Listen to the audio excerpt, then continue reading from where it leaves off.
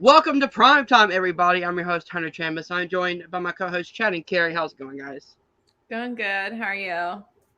I'm doing fantastic because we are talking about Talk to Me Finally from 2023, which was, all right, I cannot say this duo's name, Phillips, the Phillips brothers. Yeah, They're like it's a team. Australian YouTubers. Yeah. It's like all the brothers, the Spierig brothers, the it's not Wachowski brothers, it's Wachowski sisters, Coen Brothers. Cohen brothers. Coen brothers. Yep. What else? I don't know. I don't That's know. it. That might be all the That's all it. Russo brothers. Russo. Yeah, oh duh. Russo brothers, of course. Yep. All Yeah, right, the so guys, I am super excited to talk about this movie. Let's start same. off with our, kind of non-spoiler thoughts, our overall. There we go, Yeah. and then we'll go into more spoiler discussions. You guys want to start? Sure. Sure. All right, yeah. This one was one that I had wanted to see for a while before it come out. I had heard a lot about it from, well, not a lot about it, but I had heard that it was really good from Sundance. I believe that because we did watch Sundance movies, and at first I was like, "Is this one that we kind of didn't see or skipped?" And then I was like, "You know what? Mm-hmm. I bet that was one that was in person only." And we did not go in person last year, or this year, I should say. Yeah, we didn't see it at early, but we finally got around to see it. We got a babysitter. We got out. We saw it a couple weeks ago, actually. Yeah. I really liked this movie quite a bit. So much so, in fact, that when I was done, I was like, that was the same feeling that I had after seeing Hereditary, after seeing Doctor Sleep. A lot of these, big Get Out, a lot of these big movies. I'm not saying it's at the same level as like a Get Out or even a Hereditary necessarily. But upon other rewatches, I don't know, maybe it could get there. I do think this is a very tight movie. It doesn't overstay its welcome. I think it moves by pretty quickly. I think it has a lot of really great setup. It has a very great kind of scary opening, and then it has some good, really good setup, introducing the characters, and then there's a moment that happens that's an oh shit moment. It's like, I don't know. I guess I don't want to ruin Hereditary, but it's like, the pole moment. Stuff Yeah, like that from like Hereditary, where there's one moment you're like, oh, watch out. Like if you watch the it with movie someone, completely changes. yeah, and if you watch it with someone, you're like, we're about to get to that part. How are they going to react? um, Mm-hmm. but yeah, I would love to watch this with like my mom or something who hasn't seen it, my sister. But yeah, there is a moment where it kind of takes a turn, and then it's instantly very harrowing, very dreadful, and then there's a whole plot to kind of reverse a situation that's happened, and yeah, it gets really creepy. There's a lot of really cool visual effects that try to play into your sense of what's real, what's not. A lot of really great like makeup effects as far as like someone actually maybe being possessed or stuff like that. A lot of really great brutality that you may either respect Mm-hmm. or kind of hate if you don't like that kind of stuff. So it's a very brutal, real kind of film. And I really like the ending. I think the ending is very solid. I think it has a really good message. um, I like the characters. This is a very tight movie that I could see myself rewatching quite a bit, whether Kerri does or not. I'm not sure, but Kerri. Yeah, I did not like this movie as much as you. So I'll kind of, and it sounds like Hunter liked it a lot. So I'll kind of be maybe the more skeptic The Scully. person. You'll be the Scully of the. Yeah, or the downer, the hater. Not Did that you I hate hate. it? I didn't Oh, hate it. I didn't hate it. It I guess I'll non-spoiler. this is a little bit of a spoiler, but it's like a trigger warning spoiler for anyone. I guess if you're watching this, you probably have seen the movie, but Mhm. there is like animal violence and child violence, like teenager violence, but Mhm. Is there animal violence? there. I mean, yes, There's animal pain. It's not, yeah, animal, Okay. whatever. You know, Yeah. That was a part that really, but it played well into the story. Go ahead, sorry. Mhm. Yeah, for me, it was good. It was scary. For me, I found it maybe a little bit overhyped, and I think just at this current moment in my life, this just isn't the sorry, our Cat cats are fight, fighting. sorry. I think for me at this current moment in my life, I couldn't like fully enjoy this movie. I think Mhm. maybe I could have in the past. I don't know. It's hard to say, but not that there was anything wrong with the movie. I think technically it was fantastic. Like I think it was well shot. The script was fantastic. I don't know. It's hard to describe what I think. It's just for me, it was more of a personal preference thing more than anything else. Yeah, and that's completely fair. I really enjoyed this movie, but as I told Chad and Kerri, leaving this movie, it gave me the same feeling as watching Hereditary for the first time, which was it's a really great movie. I do not want to watch this movie again, though. It is so depressing that like it's only a movie I can watch probably maybe once a year, if that, just because I have to be in the right headspace to watch it. But technically, it's really good. It's shot really well. The script is really tight. It's a great 90-minute movie. So it doesn't overstay its welcome. Um, I love the themes. I love the acting. I love there's a lot of things I love about this movie. The ending I have thoughts on. I don't know if I really like the ending or not, but I like that it tried something different. So that's my non-spoiler thoughts on the movie. Yeah. I can't wait to get into it and talk about some of this stuff. So now we're probably going to get into spoiler territory. So if you Yep. haven't seen the movie, Kerri hinted at some trigger warnings. Go check it out if you can, because it's at least a solid watch, whether you love it or you don't like it as much. So yeah, Hunter, where do you want to begin with this? So let's open up with the opening of the film, which I think is a really good cold opening because it shows you what happened to the previous owners, which are Cole and Duckett. Cole is trying to find his brother, and then it just cuts to Duckett holding a knife, and all of a sudden stabs himself in the eye, and you have a title card, which was a great way to kind of have this dreary sense of, okay, this is the movie we're in, instead of doing a bait and switch. They tell you exactly right off the bat, okay, this is the type of movie that you're in for the next 90 minutes. Exactly. Mm-hmm. Yeah.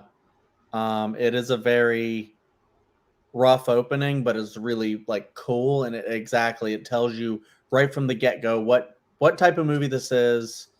And even though those aren't the characters you're following, like one may come back up later, but you get to see what you're messing with if you're thing. So later when we see some of the characters that we actually get to know start to mess with these forces, we already kind of know that it's not good, and that if they go too far, they could end up like what happened in the beginning of the movie. Yeah, Kerri, thoughts on the opening? Yeah, I mean, I agree with you, Hunter. I think it sets the tone pretty well for the entire movie.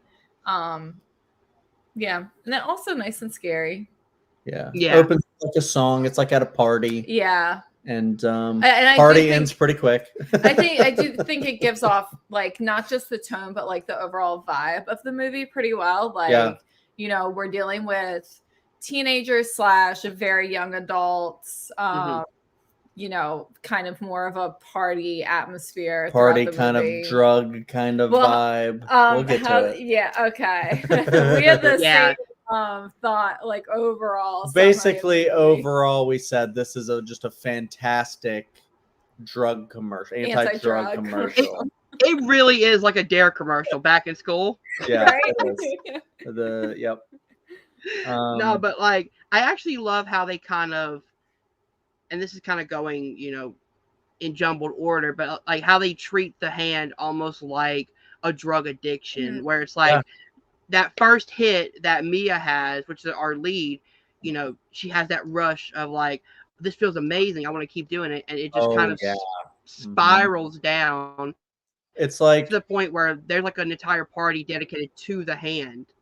exactly, and that's like the thing that they do. It's not drugs they're doing. It's the hand. Mhm.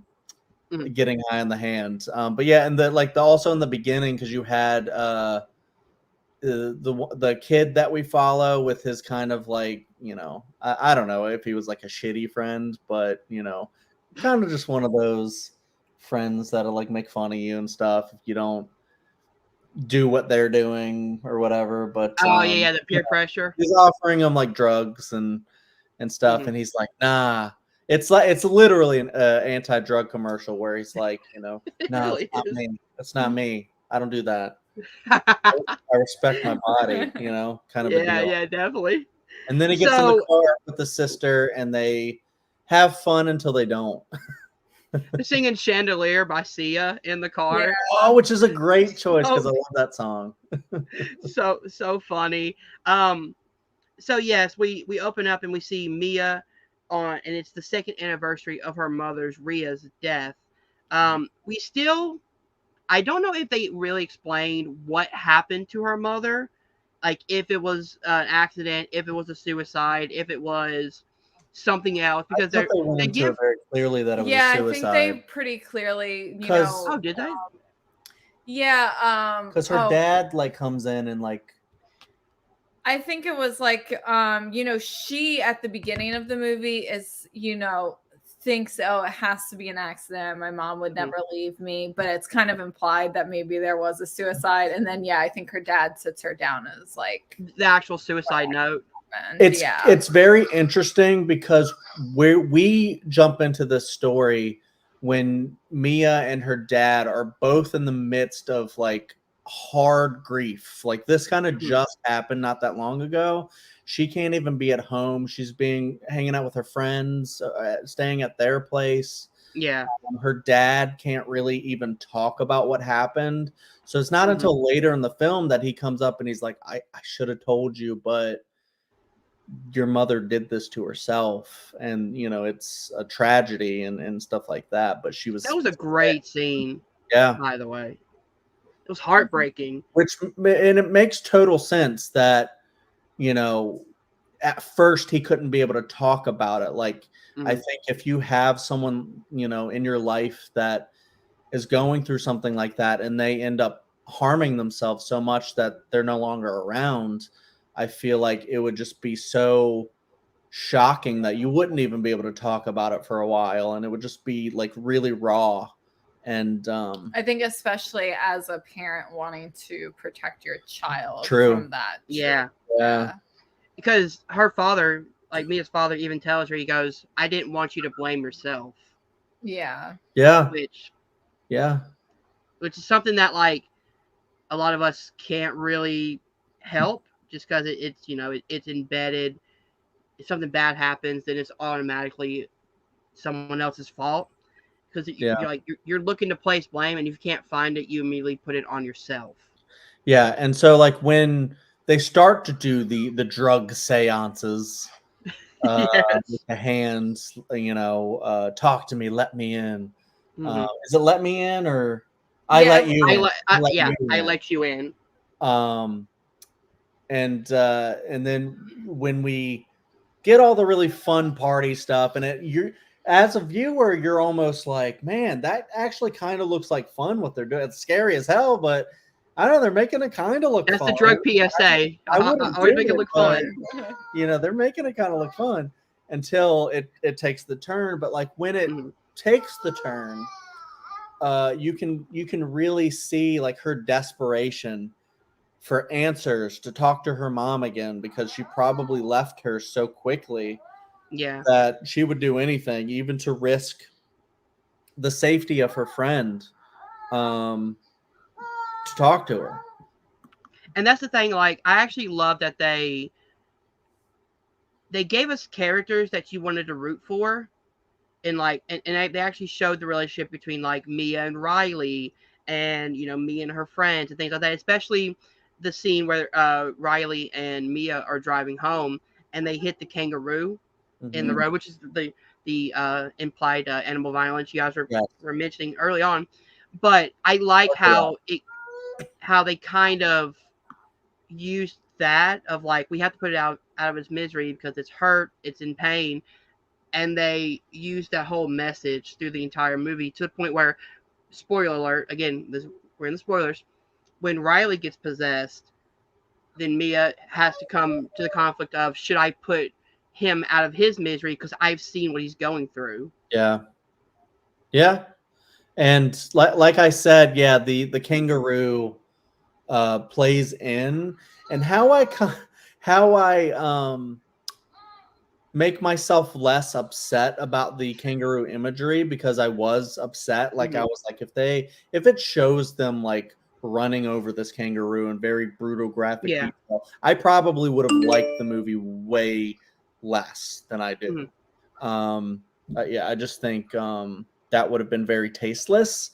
But like what I do like about it is that it didn't show that, and while I felt really sad that just thinking about someone leaving a kangaroo to suffer like that Mm-hmm. because they had like no other method to end its pain other Yeah. than driving over it. I think about it as the metaphor. It's kind of Yeah. like what's that one Denis Villeneuve movie? Amor? No, No, that's not even the same director. that's Michael remotely. Haneke. I'm thinking of the one with Jake Gyllenhaal. Enemy? Enemy. So like where it's like a lot of stuff like that is like just metaphor. Mm-hmm. Oh, okay. That's how I kind of look at the kangaroo. I don't necessarily think of it as literally an animal in pain. I mean, As the metaphor of the movie. yeah, I'm Mhm. pretty sure it was CGI. So, and it looked really good. Yeah. By the way, speaking of like CGI versus practical, a lot of this stuff was practical effects, and it's Yeah, so good to see that coming back in horror, man. absolutely. Yeah, for sure. I think like, I don't know, Barbarian, Smile. I think a lot of those were done Yeah. with practical effects, and Yeah. been getting a lot of good stuff like that recently. Mhm. Exactly. So the first time that Mia, uses the hand and gets that rush, the interesting thing is that the person that she's talking to looks over at Riley and he's like, I want you. So there's something about Riley that draws the demon to Riley, like in a way. So like after they've gotten everyone's kind of had their turn, Mm. the kid kind of wants his turn, and he is like, let me do it. 15 minutes, come on. No, Or not 15 minutes. 15 seconds, sorry. Because it's You are that's, trying to kill this dude. that's the rules that they set out pretty Mm. early too, is that 90 seconds for. you go past 90 seconds, Mhm. you're kind of in fucking trouble because the entity might Can stay latch onto longer. you. Yeah, latch onto you. Exactly. Mhm. And I think that's a really cool concept for the rules in the seance. And I feel like, normal seances would kind of say that. I love the imagery of the hand. But you were getting into something about Riley being special. Yeah, so like when Mia gets possessed, I think it's the first time, and she looks over and uh the entity is like, I want you, and it's Mia looking right at Riley. Like there's something about Riley that like is attaching that certain demon to Riley. And I don't know what it is. Maybe because he's so pure and young that maybe he's more impressionable to be like the demon can latch on to a younger mind like easier in a way. I don't know. I mean, because I know we do have. I don't know if there is a whole thing with young versus old in this. It's not very. It's Mm-hmm. not X, but it's like one of those things to where, because you're talking about Riley, maybe it's something about his youth. We do see a little ghost demon girl later. Yeah. That's youthful as well. But then Mm-hmm. we get other imagery that is of like an old frail person that she sees a lot. So I don't know if there's something like that. Or it could be that the demon is trying to do whatever it can to get Mia to do the bidding, because targeting Mia's friends, she's close to Riley, and then the demon pretends to be her mother later on in the movie to try to get her to convince her to, I don't know, like feed it or something, like to do its bidding for it in a way, and maybe they go after the friends first and then intimidate the mom later. Because when Riley gets possessed, he immediately starts like conjuring her mom in that scene. Yeah, maybe I think you're onto something. I think maybe because a lot of the other people that were doing it didn't have such dark like trauma that had Trauma. happened Mm-hmm. recently, that there was nothing much they could have done except for make them kind of feel embarrassed about like French Yeah. kissing the dog, or whatever they were doing that like made them go like, hey, stop that, and you're gonna make fun of me now because I kissed the dog. Yeah. um, Yeah. with Mia, they were seeing something very dark, and she's very vulnerable and impressionable right now, so we can Mm-hmm. influence her in a way, and we can use Riley to do that. So maybe you're onto something there. Yeah. Did you notice anything about any of that? Honestly, was not, So we were just talking about how Hunter had a thought of the idea about how Riley might be kind of special in a way, that maybe they latched on the demons or whatever latched onto him because he's pure or something like that, and that prompted me. Impressionable. Yeah, impressionable, and that prompted me to be like, well, maybe it was Riley was the method to Riley and her mom was the method to getting into Mia and to getting someone to go past 90 seconds. Yeah, well, because Mia broke the rule. Like, she had went past the 90 seconds the first time. Mm-hmm. So I wonder if that's kind of how, the entities kind of like found out stuff about her and were able to like manipulate Riley. Yeah. Yeah. I mean, I think I think the metaphor aspect of it is right, like, dragging in like your younger, basically her younger sibling almost, or just like, Mm-hmm. a close friend or someone who you're supposed to be taking care of, like, into your addiction. Obsession, yeah. Yeah. Ooh. No, that's a That's good interesting. point. Yeah, for sure.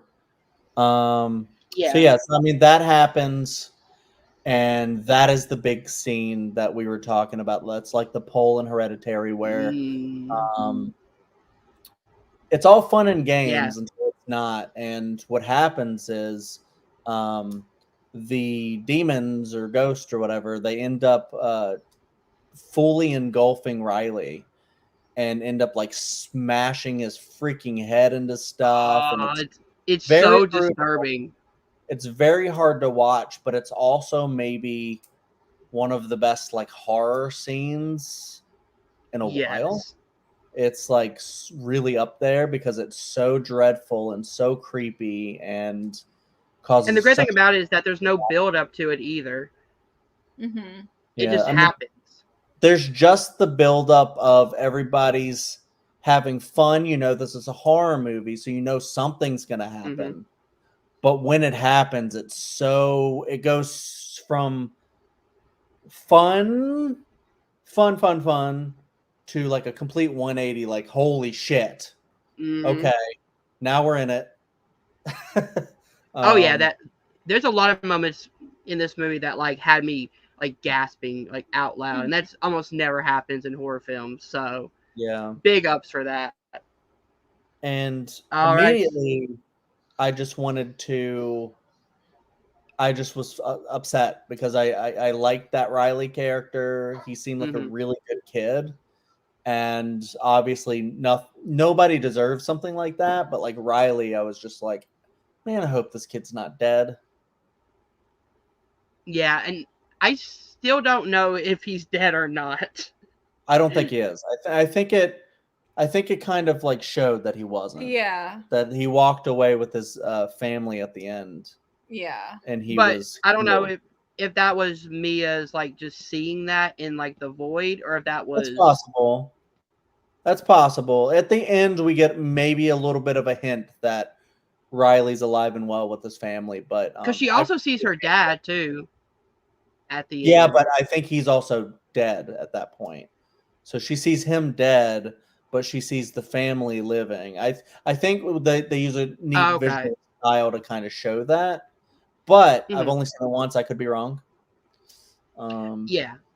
So overall, man, I think the great thing about this movie is that it deals with, again, I love when newer movies deal with trauma in different ways. Mhm. Like you have like Smile using like the doctor, the smile and the frown faces. You got like Barbarian using the kind of, the house as the entity, the house trauma, the childhood trauma, and this one using the kind of supernatural way to be like, okay, this entity is attaching itself to Mia because she has that trauma that's so recent. Yeah, it's like the idea of using the drugs to numb the pain, Mhm. and Exactly. that causes the obsession, and then it's like a downward spiral from there until you Hmm. can maybe just break the cycle somehow, Yeah. with some sort of influence and support, or just a decision to make a choice there to end it. Um, Yes. So this movie, I will say I should have done this earlier, but this movie does deal with a lot of like suicide and self harm and things like that. So Yeah, I should have again, included trigger that warnings for people in before the going into this film. I mean, Yeah. I think we did a little bit mention that where we talked about, it's if anyone's going through that kind of a deal. I know Hmm. I said something about that earlier, but yeah, yeah, if you're feeling any thoughts of that, call someone. Hmm. Yeah, so we'll leave it at 100%. that. But All well, right, what so let's get into. Oh, I was gonna say, her and her dad. That great scene where yeah. he gives her the suicide note from her mom. So powerful, and then immediately it just breaks your fucking heart because like I did not expect her to like stab her dad in the throat. I think before we get into that specific moment, it's really interesting and good to talk about just the fact that these things when they're in her, or just taking her over, they can like Mhm. manipulate her mind so much that she just doesn't know what's real anymore.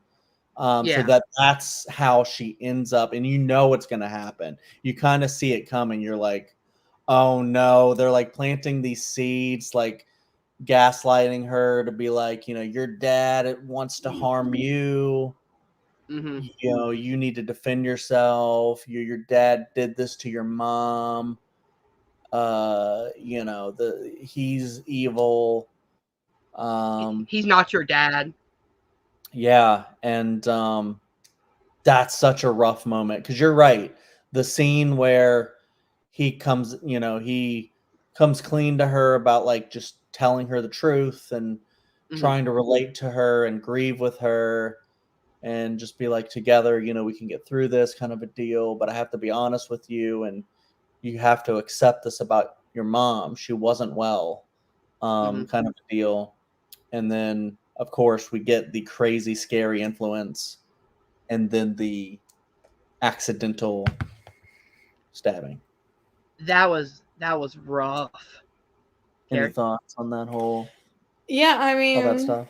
again, from a metaphor perspective, I think it's really well done. Like, you could take it literally as, like, sometimes drugs mess up people's minds so much that they literally commit violence against people they love, or the drugs can cause people to basically cut themselves off from their Support family, systems, and burn those bridges so completely that they're kind of irreparable and permanent. So the metaphors in this movie are really on point. Like, it's really fantastic. Definitely. And I think on a rewatch you could probably get even more out of it. I agree. Definitely. Let me throw this out there too. What was your reaction to the foot sucking part? Oh, yeah. That was weird. Wasn't that wild? I was like, what's going on here? In our theater, it was really funny because Mia she's sleeping with her friend. Wasn't she like her ex or no, her or her was friend's boyfriend, who was her ex-boyfriend. Yeah, her That's friend's right. boyfriend. Yeah. And so they're kind of sleeping in the same bed, and she sees a demon, which is very creepy. A demon sucking on his foot, and then he wakes up and he sees her sucking on his foot. And our theater just like erupted in laughter. They all thought it was so funny. And I couldn't help but laugh. I was like, yeah. I was so confused. I was like, why include that? Like, I thought it was meant to be a little bit. I think it was intentionally supposed to be a bit of a lighter moment while still being really creepy. It accomplished that for me. Like, I thought it was really scary because I didn't know what was going to happen with, like, it's once you include demons or entities that are like demon-like or ghost-like, I'm like, any freaking thing can happen right now. And yeah, that was a really creepy image, and I like how it causes maybe a little bit of moment of levity for people, that it's like, this is a heavy movie, without a doubt.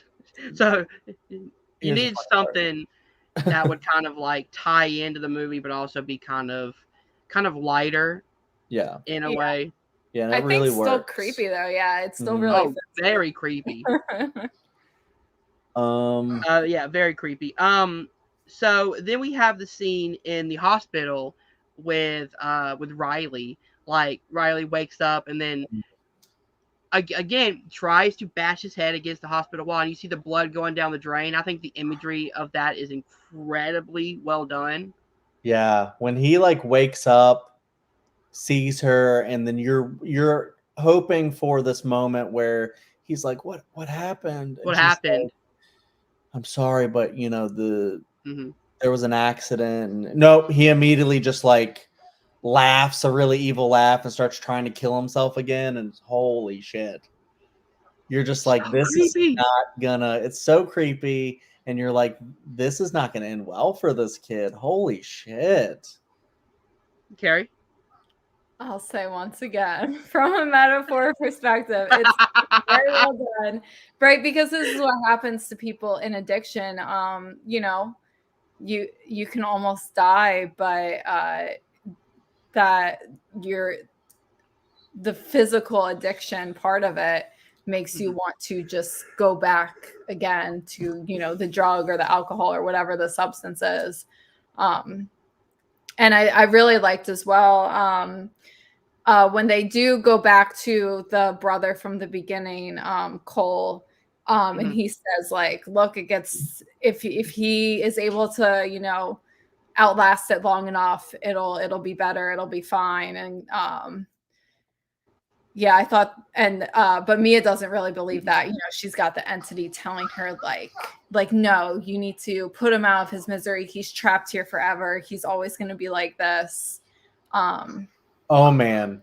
And when we get like the imagery where it's like the whole thing where she shows up to do the seance to try to see if she can like do something with these rules to be like plead for his life or Bring him force them back. to bring him back or something like that. And then she does the talk to me with them, or does the talk to me with herself inside the room. She sees the little girl. And then it's so cool because then the little girl goes, I let you in to the weird little demon girl. Yeah. And then you get to see the realm of the demons. It was literally hell. And it's hell, yeah. Drugs are hell. Literally.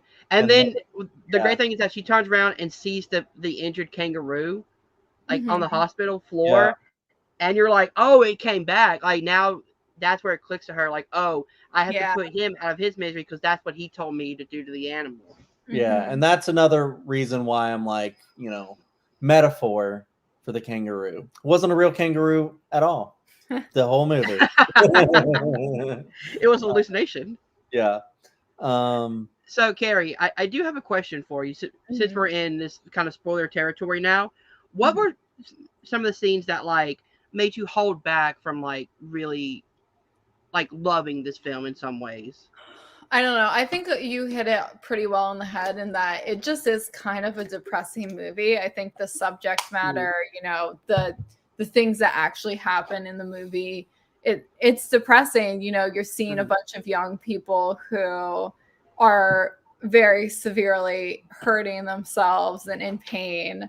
I don't know. I was talking to my sister actually about this over the weekend about, you know, watching horror movies after you know, having a child. And I do think like just the empathy in my brain chemistry is like a little different. Like I can't cut myself off as much and think like, oh, this is just a movie. Like it's okay. It's like that makes sense. It's hard to separate, you know, the fact that this is a fictional movie. These aren't actually things that are happening to real people, you know, the things that are being depicted in the movie. But I think that's a lot of it. I could see myself, you know, on subsequent watches liking this a lot more. I think even as we talked through it, just thinking about how well done this movie was, I do think I probably will actually go back and give it a higher rating. It might have just been kind of the down note that the movie ends on, and I just kind of was like left the theater like, oh. I actually don't even think it really ends on much of a down note, depending on like what perspective you look at it, as far as like completing arcs and stuff like that. But I can see the down note that you're talking about. However, I did want to touch on that because, you know, it you know, everyone's different, how they take things, how they think about things and react to things. I think Kerri probably just had like a really, you know, big shock for a lot of these things are just so shocking that, you know, having a little kid and young people in peril, you know, I can understand how someone, because, you know, can get really upset and disturbed by that. Even Hunter, who is currently childless, still got pretty upset about it. Yeah. To be a parent to be like upset about this movie or anything. No, but like as a parent though, like I can only imagine what you guys were going through, especially, you know, Kerri being like, you know, as you said, your brain switches since becoming a mother, where it's like you are now seeing these young people that you know aren't, you know, in actual danger, but like it could also be like maybe the messages are also too real to a point where, because like the drug addiction and things like that are real, and you're just like, I don't know if I really want this in my movies at this point. Right. Yeah. And it's actually kind of strange because when I think about it for myself, I'm like, well, you know, I'm in the same shoes as Kerri, although I'm sure being a mom is different from being from a dad or, you know, whatever. I mean, it's not really that different, but, you know, I guess the way I think about it, because I'm always very sensitive to like animal danger and Yeah. abuse in movies, especially horror movies, because they love to do that for some reason. Mhm. And so generally Kerri and I will skip over all of that stuff. Yeah, and I'll say it was similar actually after, not that I was ever like, very in like I want to say into like tolerant of, not even tolerant, but like able to watch like a movie that had violence to animals before, but like once we adopted cats, I feel like it got so much like I just cannot watch it anymore. Yeah. Sorry for interrupting you. No, it's okay. Yeah, that made sense. And I think I don't know, because I'm wondering, because I did really feel for like Riley, and I felt very upset by it, but it wasn't something that made me like dislike the movie over it. Although I have seen like, animal stuff that I thought was completely unnecessary. Like there's a part in the Evil Dead remake that I think is completely unnecessary. I hate that part. Yes, I can skip over it, but I'm also like, that's really irresponsible. You're just trying to shock us right now, and I don't like that. I don't respect that at all. Yeah. So there's certain things like that where it can't. I'm not saying that part tanks the movie for me. It's still, I think it's still a very well made movie. I really respect it. But it can also kind of make it like, well, we don't have to watch Evil Dead the remake right now, because I don't want to have to worry about skipping that part because it's so jolting. But like looking at this movie, I don't know. I think there might still be a little bit of a disconnect because I have a little baby. I don't have a teenager right now, so I guess for me, it's still not like a visceral reaction of like. Of course, I don't want to see anybody in harm, but it's also a horror movie. So, because I remember, and I'm not going to spoil exactly what happened, but Kerri will probably remember and know what I'm talking about. When we watched Born on the 4th of July, there was a moment where a baby was in peril. And that got to me. I forgot about that. Thanks for that. It was a very small part of the movie, but it was very like harrowing kind of moment, and it made me upset.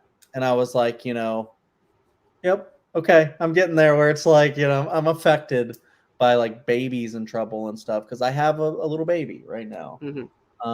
When he grows up to be a teenager, then maybe I'll get very defensive about teenagers in movies, and maybe I'll watch, coming of age movies, and I'll be like, y'all kids better not be doing that. You're not supposed to be doing that right now. So I can totally see you doing that. Right.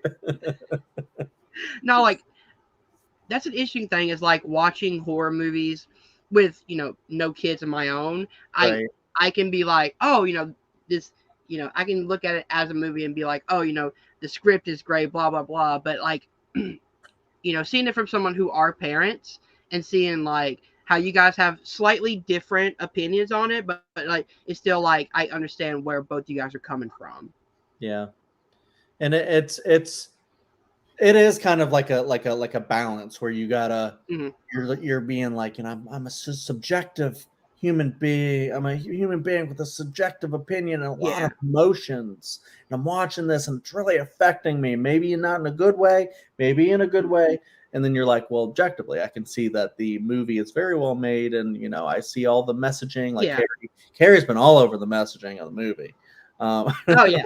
every few minutes, which is great, because there's a lot of it, and I think we're touching on a lot of the really great. What makes this movie really great? What makes this something that you can maybe, especially if you're Kerri or someone else like Kerri, revisit it down the line and know what's coming up, skip what you have to skip, and just maybe rewatch it to see if you get anything else out of it. Yeah, it is sometimes, if it's not just like straight shocking stuff like right in a row, sometimes it's like once you know what happens, it's a little easier to get through the next time. And it actually is fitting that I brought up the Evil Dead remake.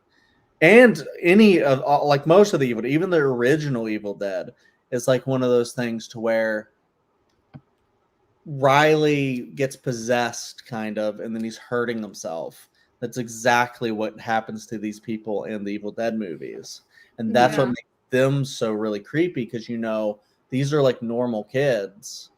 They're either on vacation, they're trying to help out their friends. Another Mia, right? Yeah, no, Trying to Mia.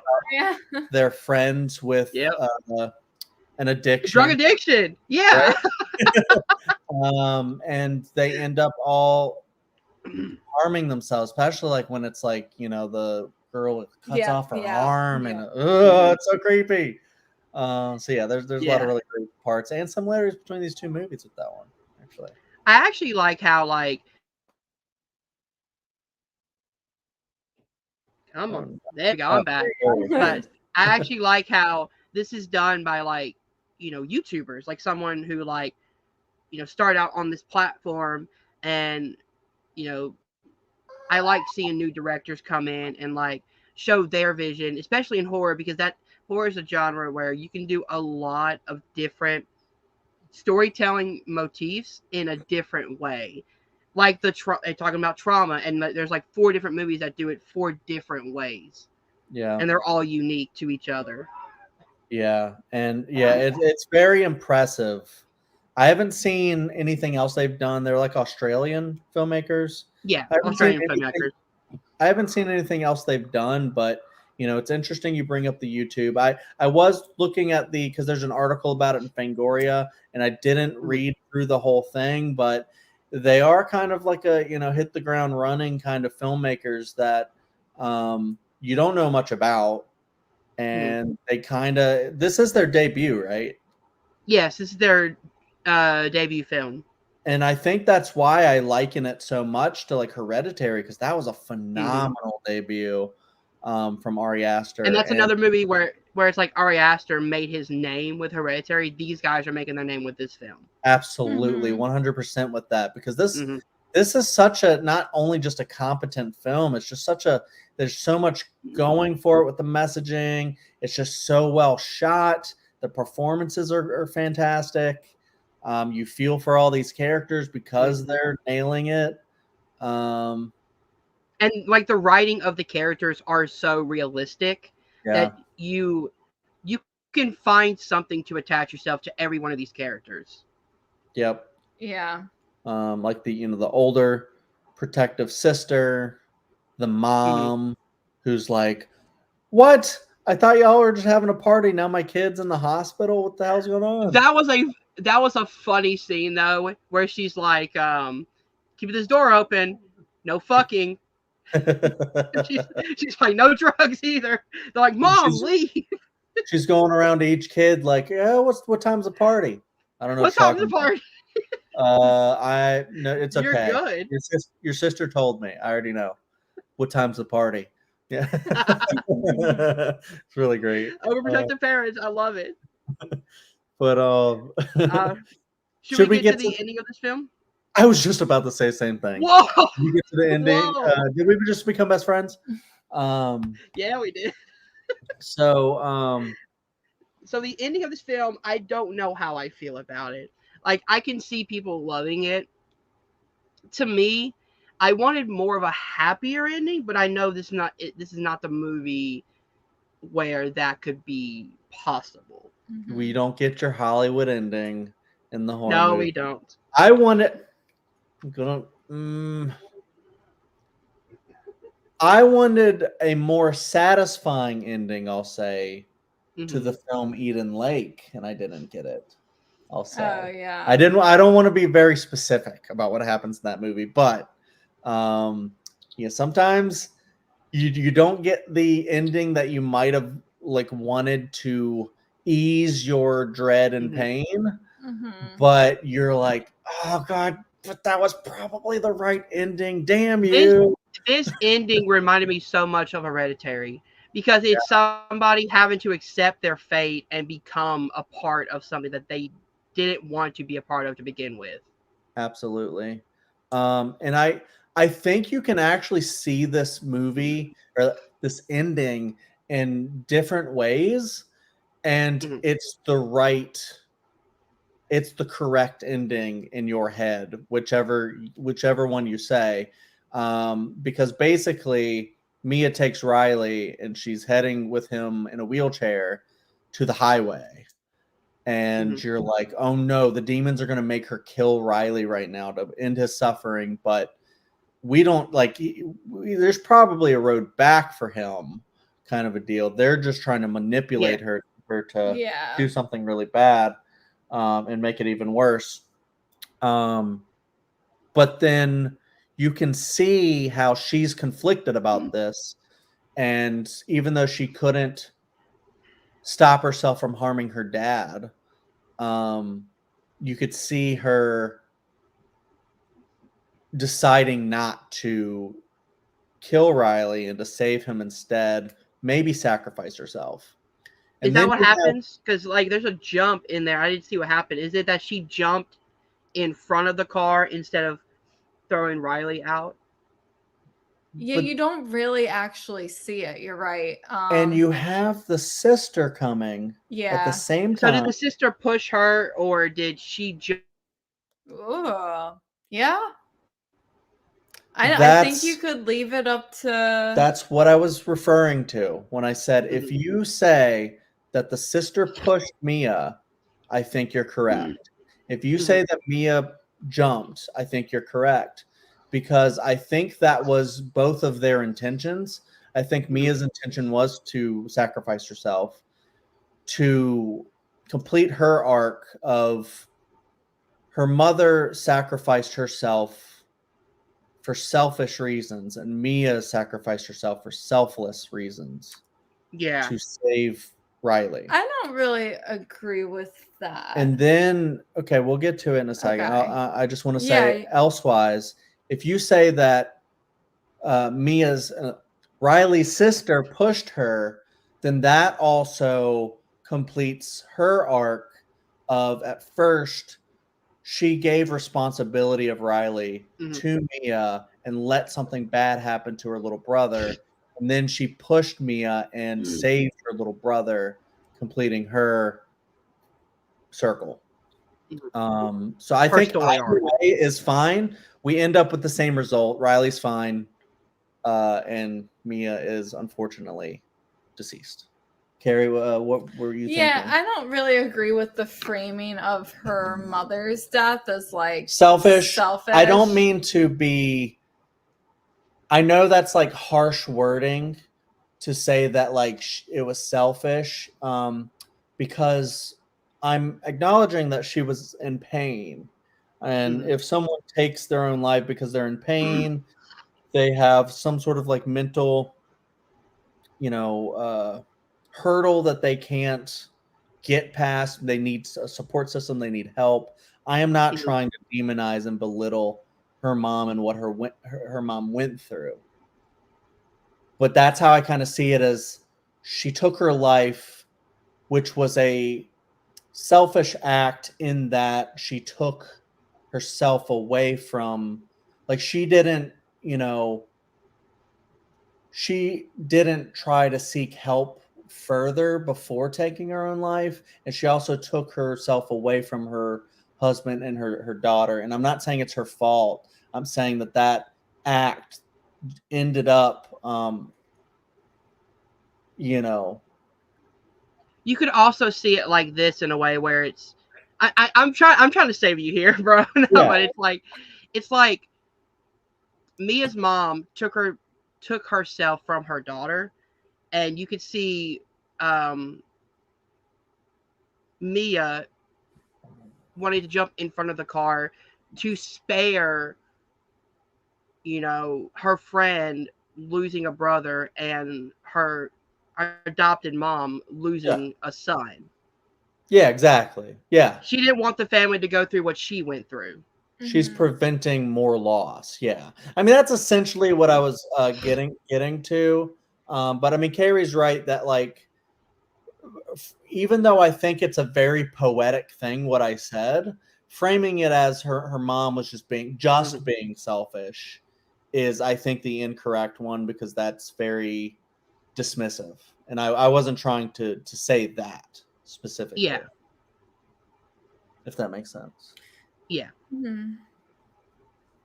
But yeah, I think there's like a good Yeah. circular arc there that for Mia that For me the arc was, and I understand your like, and I think that's a good point. But I guess for me her arc was more like she initially like was the one who kind of let the little brother let Riley kind of into this world and let him, like kind of gave permission for him to Mhm. engage in it, and the only way she felt like she could save him from the ultimate consequence of that was to sacrifice herself. Yeah, I mean, I got that too. Yeah, she broke the cycle that she opened. Yeah. With her obsession and stuff like that. And it sucks because I liked me as a character, but she got wrapped up in something that can get a lot of us if we're in a vulnerable state and just like let something just like take us over.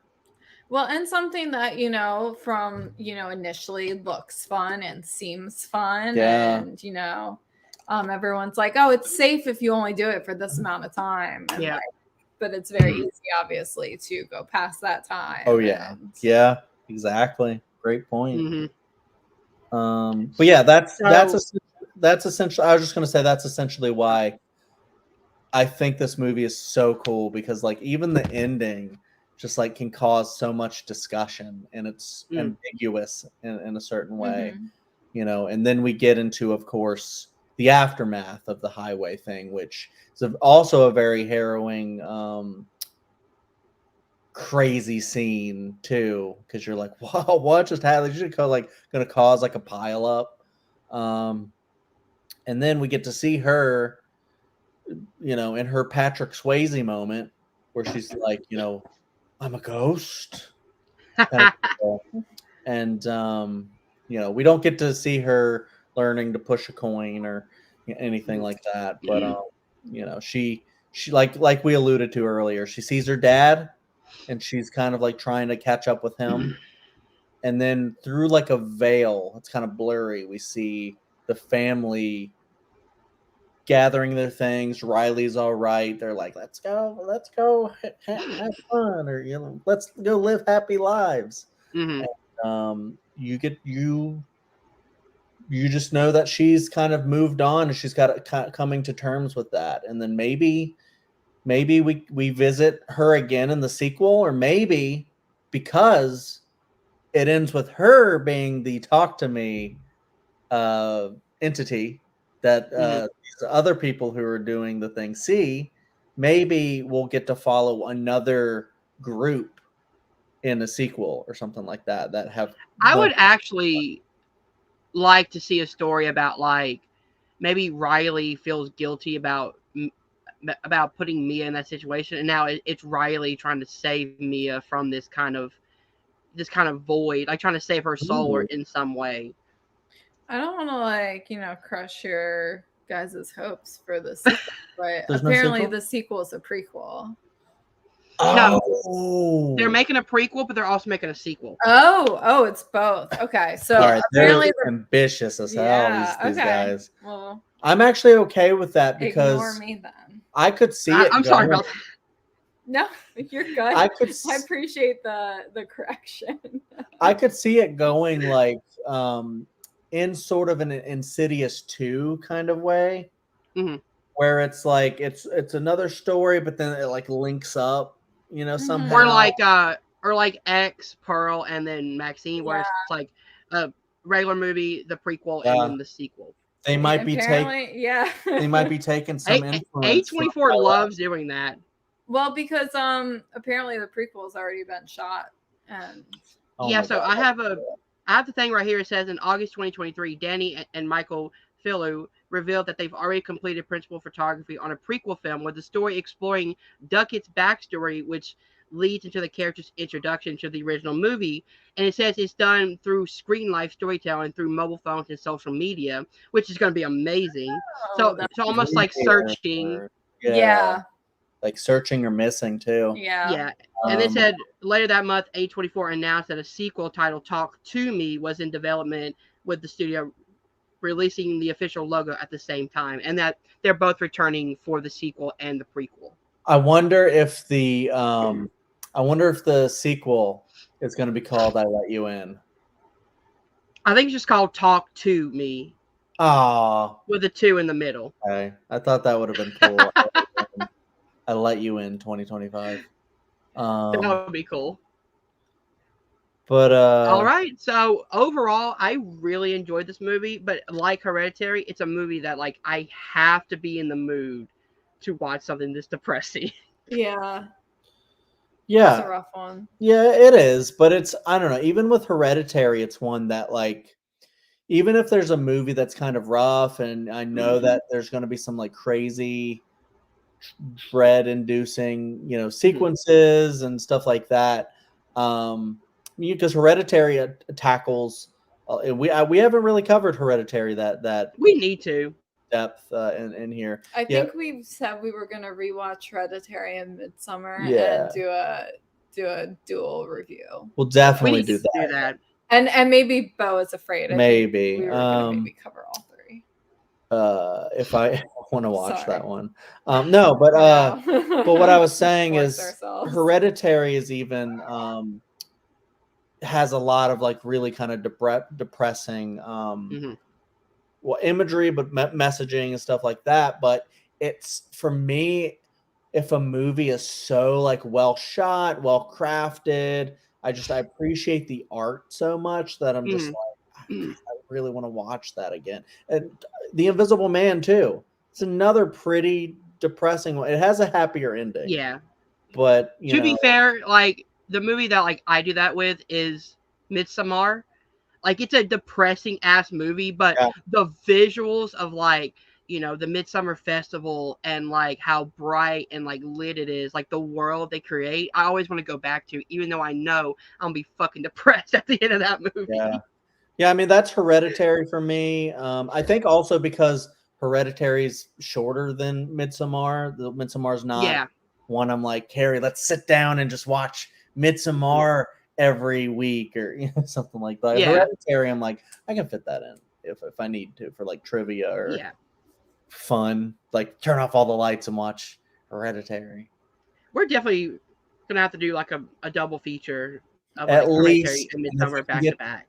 If we could get to Bo, then maybe we could just do a 3 thing and just make it 3 hours long, or I don't know. All right. Is there anything else that you guys want to bring up before we close out this review?